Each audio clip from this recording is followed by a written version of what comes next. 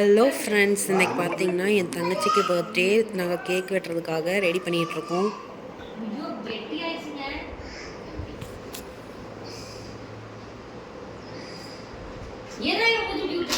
Happy birthday பாடுறாதி. Happy birthday to you, happy birthday to you, happy birthday to Jannu, happy birthday to you.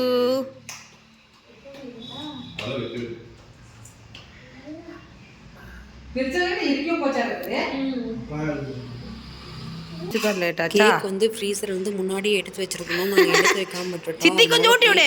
கெட்டியா இருக்கு, கொஞ்சம் நேரம் ஆனாதான் melt ஆகுன்னு நினைக்கிறேன். சித்தி கொட்டி விடு. ஹாப்பி பர்த்டே சொல்லிடு. அப்படியோ ஒரு சின்ன பீஸ் கட் பண்ணிட்டேன்.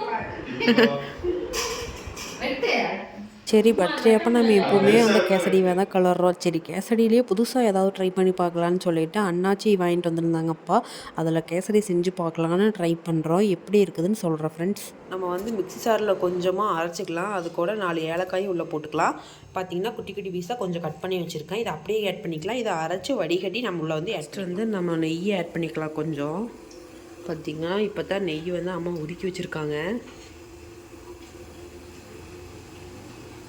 கொஞ்சம் ஆட் பண்ணிவிட்டு அதுக்கப்புறமேட்டு நம்ம ரவை போட்டு கலரிக்கலாம். ரவை போட்டு கலரினோம்னா கொஞ்சம் நல்லா ஸ்மெல் நல்லாயிருக்கும். எவ்வளோ உங்களுக்கு தேவையோ அந்த அளவுக்கு ரவையை நம்ம வந்து ஆட் பண்ணிக்கலாம். ஆட் பண்ணிவிட்டு நல்லா ரோஸ்ட் ஆகட்டும் கொஞ்சம் நேரம்.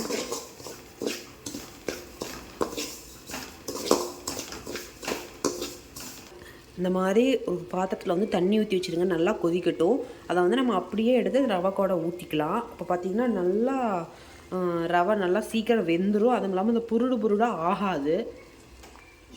ரவை நல்லா ரோஸ்ட் ஆயிடுச்சு. இப்போ நம்ம வந்து சில சுடுதண்ணி வந்து ரவை இந்த மாதிரி நல்லா வேகிறப்பவே நம்ம அரைச்சி வச்சுருக்கிறதையும் உள்ளே ஊற்றிக்கலாம்.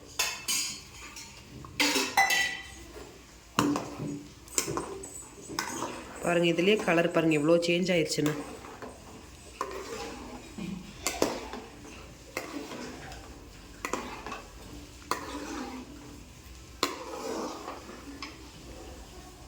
இருக்கிறதுல இதை உள்ள நம்ம ஆட் பண்ணிக்கலாம்.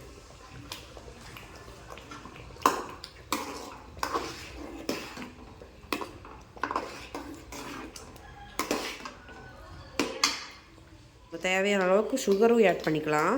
நம்ம வறுத்துக்கலாம். அப்போ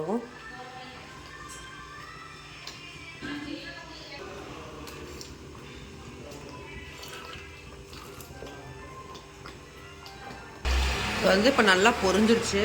நம்ம வந்து இதில் ஆட் பண்ணிக்கலாம் ஃபுல்லாத்தையும்.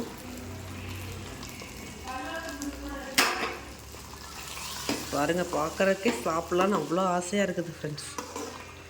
இது நம்ம வந்து இந்த மாதிரி பண்ணிட்டோம்னா அந்த தேவையில்லாமல் கேசரிக்கு அந்த எசன்ஸ்லாம் நம்ம ஊற்ற தேவையில்லை.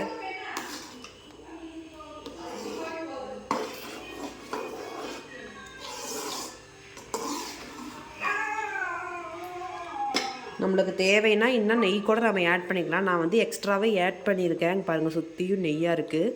அவ்வளோதான் ஃப்ரெண்ட்ஸ். நல்லா கொஞ்சம் தண்ணி சொன்னதையும் நம்ம எடுத்து சர்வ் பண்ணிடலாம்.